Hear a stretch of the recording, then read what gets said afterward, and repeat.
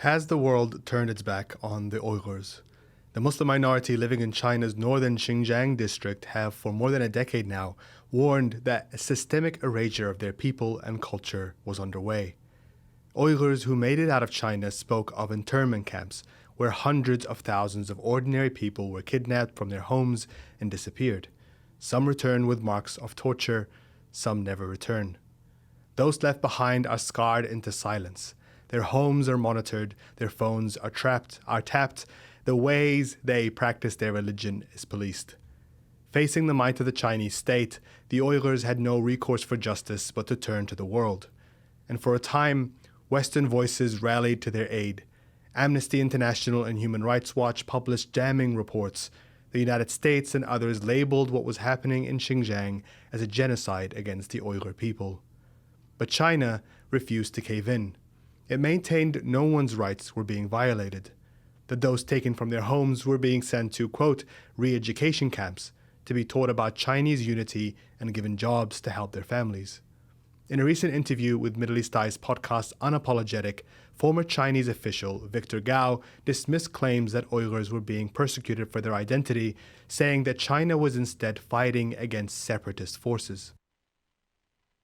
Yes, indeed, there are some terrorists, especially involving the Uyghurs. Do you know what's their real goal?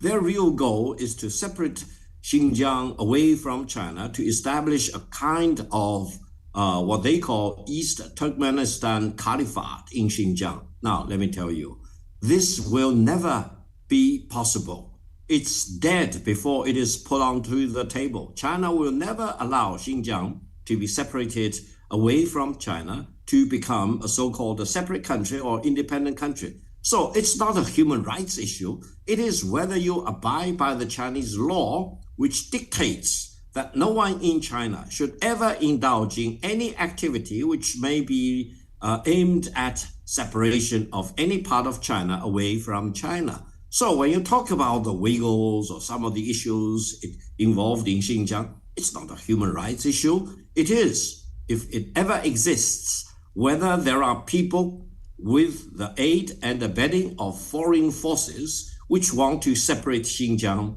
away from China. 3 years ago this week, the world finally got a peek inside these so-called re-education camps when an explosive trove of documents hacked from the Xinjiang police was leaked to the media. The cache of documents, which included thousands of reports and photos from inside one of the camps holding thousands of Uyghur students, showed detainees bound and blindfolded as they were interrogated by police.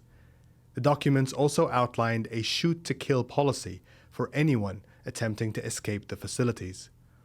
But today, the voices of Uyghurs seem more faint than ever before, and the rise of China as a world leader has convinced many to overlook their human rights record in favor of better ties. Rahima Mahmoud is an Uyghur human rights activist, singer, and advisor to the Inter-Parliamentary Alliance on China. I spoke with her earlier today, beginning with the Xinjiang police leak. This week marks 3 years since that explosive trove of leaked documents from Xinjiang police.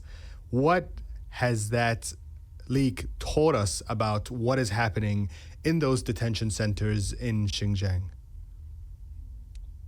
Yes, the Xinjiang police files offered undeniable first-hand evidence of the scale and brutality of the repression in my homeland. For the first time, the world saw classified internal documents and the photographs proving the existence of internment camps, mass incarceration of Uyghurs without trial, and a shoot-to-kill policies. Policy for those who try to escape. And these weren't just statistics, and they were faces, names, and directives straight from the top of the Chinese Communist Party. And for those of us in exile, it was heartbreaking confirmation of what we feared and tried to exposed for years, especially since 2017. And what do you understand the situation to be today, 3 years on? Well, the situation has not changed. It's still the same. My own situation as I spoke, my first interview about being cut off from my own family, and that's still the case.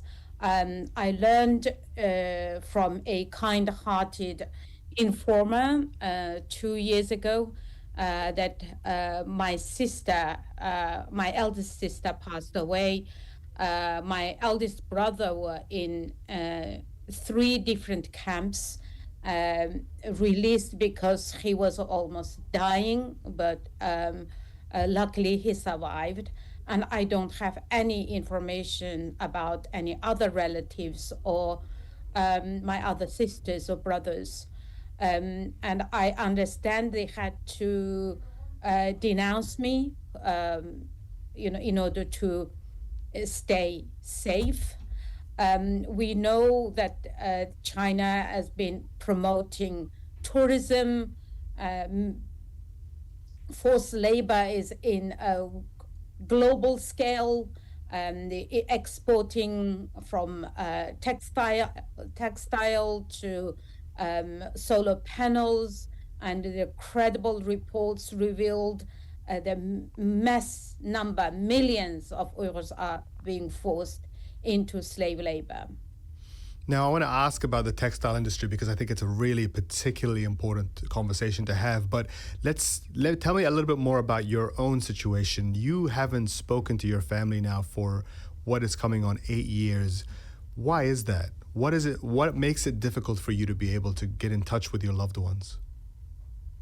So the last time when I spoke to my brother, after 3 months, I couldn't get hold of anyone. It was in January 2017.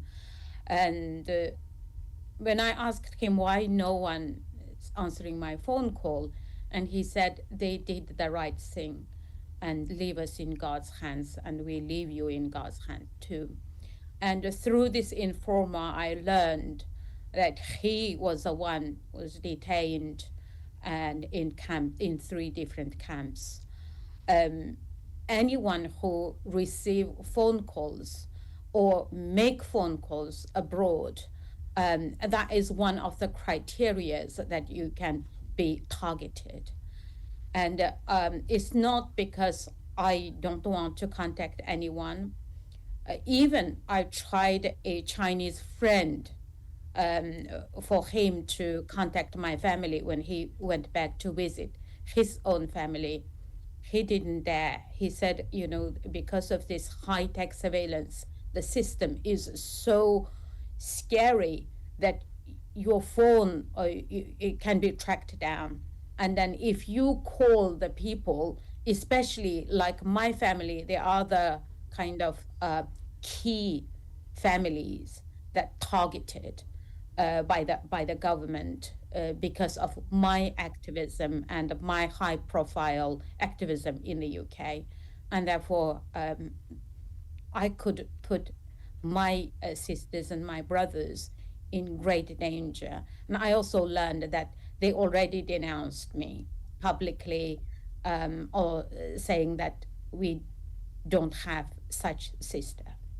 And that high-tech surveillance that you described, which is used from the reports that we understand to monitor people inside their homes, in their workplaces, to make sure that they're not taking part in any anti-Chinese activity. But that surveillance also goes beyond China's own borders. Last week, there was a report that we filed from Turkey where the Turkish government had found that there was cells of Chinese spies using fake cell networks to spy on Uyghur activists and refugees in Istanbul and in other cities. What is the cost for people like yourselves, but many others that are on the outside, but that are choosing to use their voices to speak out? Speaking out comes with enormous risks, as I mentioned earlier. I've experienced surveillance, intimidation, and online abuse, Many of us have been warned by officials that our activism could endanger our families back home. And I've spoken to many other Uyghurs living in this country as well, who never attend any demonstrations or any activism, but they receive threats as well. And I know some Uyghurs received phone call from public security and state security police, and received order to monitor my work, be friend with me, and report my work to them. So this is such a common method. The transnational repression is in such horrifying scale. I know a doctor, a doctor who worked in Turkey for about over 10 years and had to flee Turkey and come here to seek asylum because the Chinese government arrested his son, who was also a doctor.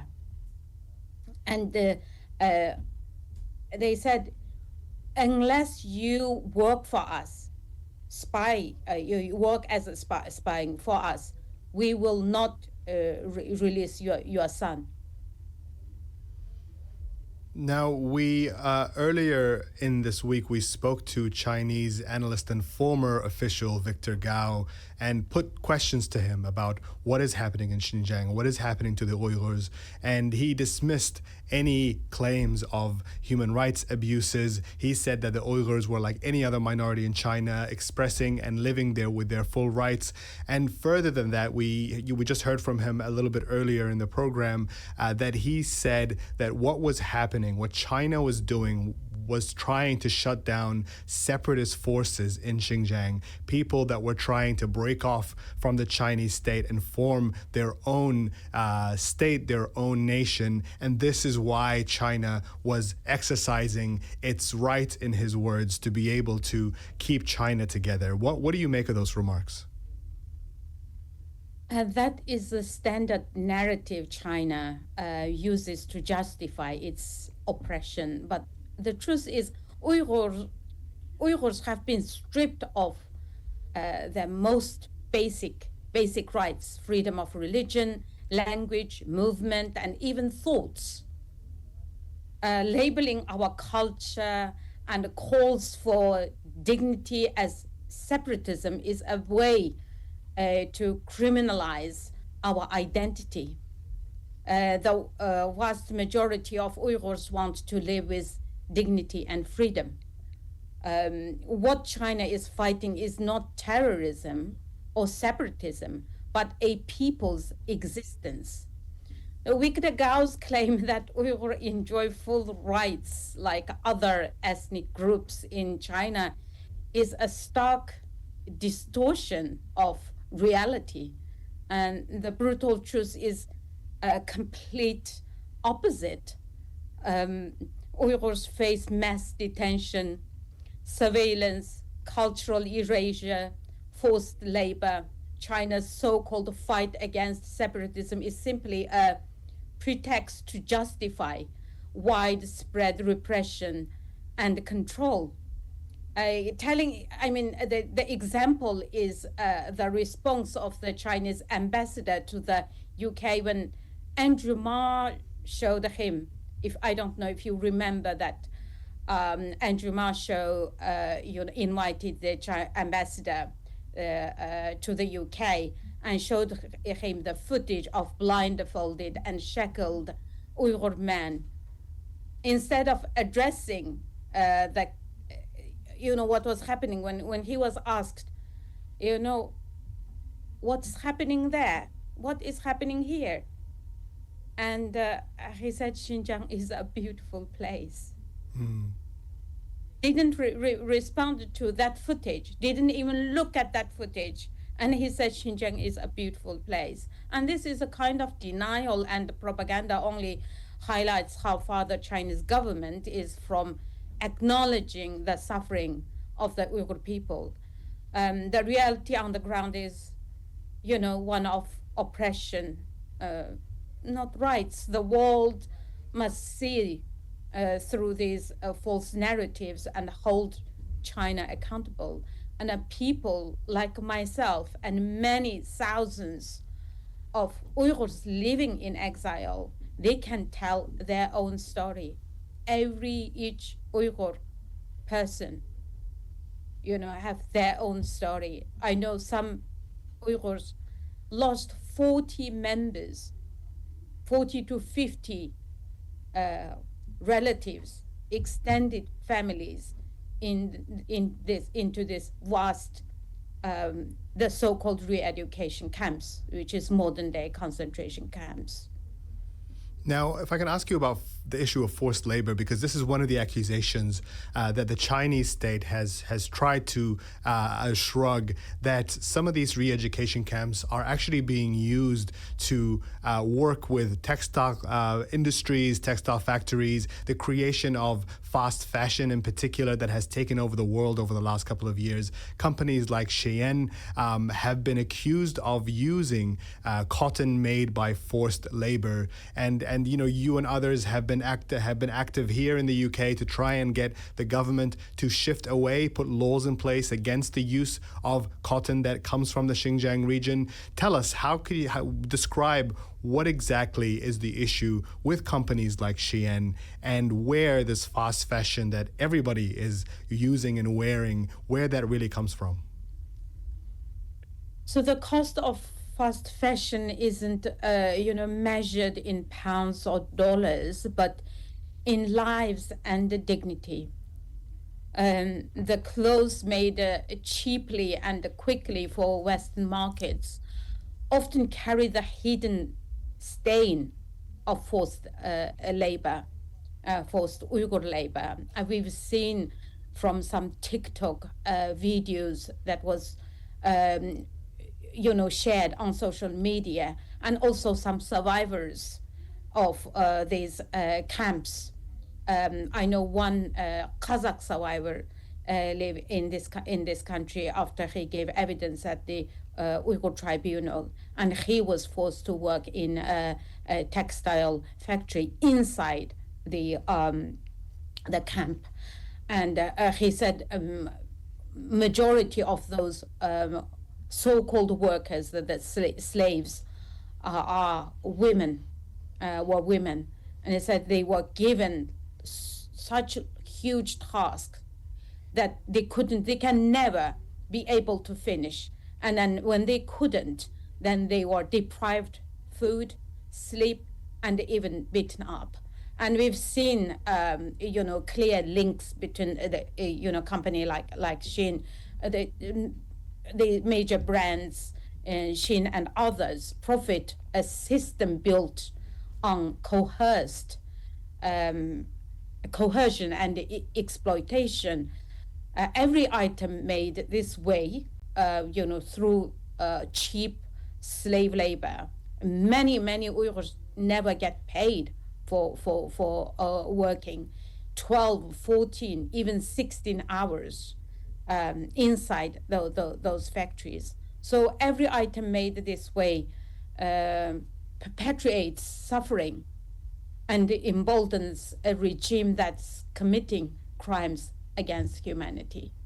And I think, consumers should really think twice when they, buy any cheap products made in China, because this is not only limited the products that is made in the Uyghur region, but because mass number of Uyghurs forced move to other parts of China, the Chinese provinces, and live in a prison-like conditions in these factories, and forced to work.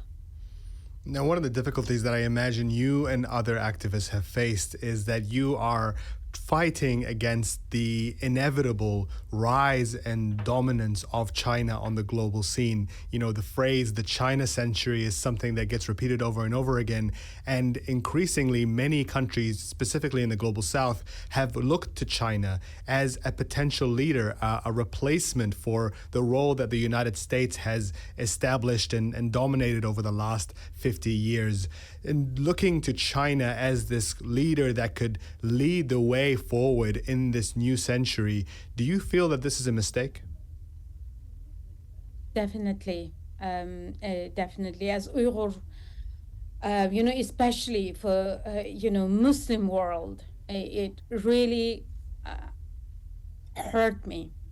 It's very, very painful. As Uyghur, we are part of the Muslim Ummah, and we are suffering. Our mosques have been destroyed, our Qur'ans burned, our people imprisoned for praying or fasting. So we need solidarity, not silence. So I have a message to the leaders of the Muslim world, especially, to speak up for justice, to support those fleeing persecution, and to pressure China to end these atrocities. I would also like to, call on the public as well. While political advocacy is important, I also want to speak directly to the Muslim public. You have incredible power as consumers and the voices for justice. By choosing to boycott goods made with forced labor from the Uyghur region, you can send a strong message to companies and the governments that human rights cannot be ignored for profit, for consumer power, because it matters. Also, for example, this conversation, I believe it would raise awareness and educate a lot of people. So we would people to also really use their platform to speak up in communities, mosques, social networks. Sharing the Uyghur story helps break the silence and pressure decision makers. And finally, I urge people to support the Stop Uyghur Genocide campaign, which I lead with donation. We desperately need financial support to continue our vital work in documenting abuses, advocating for Uyghurs, and helping refugees. And together, your voices and the contributions can make a real difference in this fight for justice. And that was Rahima Mahmoud, the executive director of the group Stop Uyghur Genocide. If you're interested in listening to our full interview with Chinese analyst and former official Victor Gao that my colleague Ashfaq Karim did, you can listen to his podcast, Unapologetic. That is available on YouTube and all podcast platforms.